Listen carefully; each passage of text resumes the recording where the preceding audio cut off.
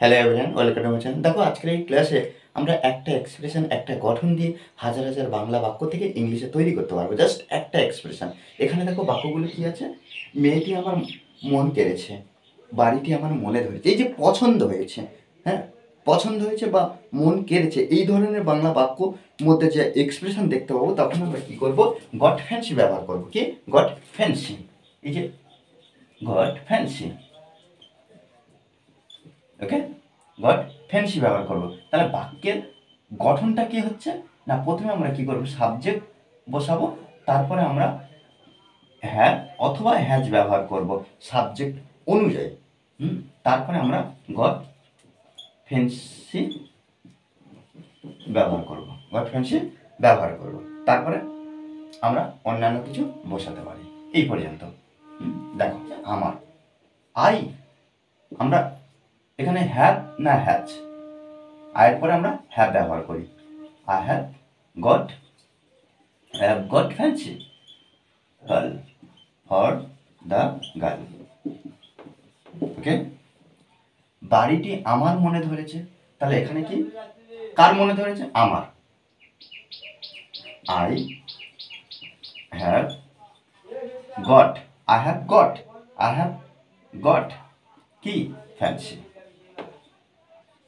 I have got fancy. বাড়িটি, তাহলে for the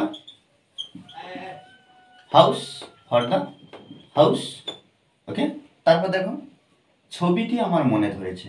তাহলে এখানে কার মনে ধরেছে? আমার ধরেছে। এখানে যে সাবজেক্ট, তার মনে ধরেছে, আমাদের মনে ধরেছে। আমরা ইচ্ছা মতন যে সাবজেক্ট ব্যবহার করতে পারি। ছবিটি আমার মনে ধরেছে, তাহলে কি? I have got fancy. I have got fancy কি? ছবিটি।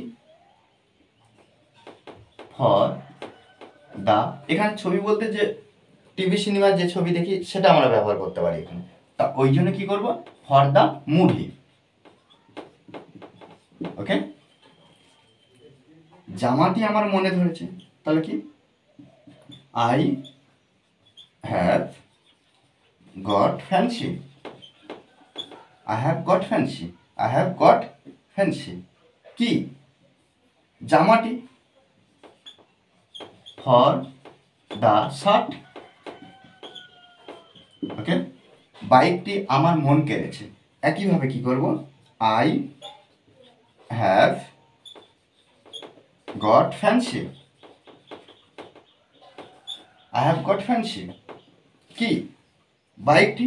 For the motor bike, bike লিখতে পারি অথবা মোটর বাইক লিখতে পারি। ফর দ্য মোটর বাইক লিখব, মোটর বাইক। ওকে, দেখো এইভাবে কিন্তু আমাদের প্রত্যেকটা বাক্য এই একটা এক্সপ্রেশন দিয়ে আমাদের তৈরি করতে হবে। ওকে, আমাদের প্রথম কাজ কি? প্র্যাকটিস করা। আমরা ইংলিশে ইমপ্রুভ যদি করতে চাই তাহলে আমাদের কি করতে হবে না, প্র্যাকটিস করতে হবে। প্র্যাকটিসের বিকল্প কিছু হয় না।